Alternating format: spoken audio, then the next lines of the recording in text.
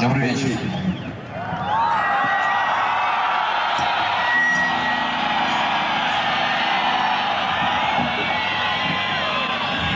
Мы вообще рассчитывали играть концерт на одну трибуну, но нам не разрешили поставить аппаратуру на футбольное поле, поэтому такая плотность у нас сегодня незначительная. Сейчас мы все откроемся и начнем.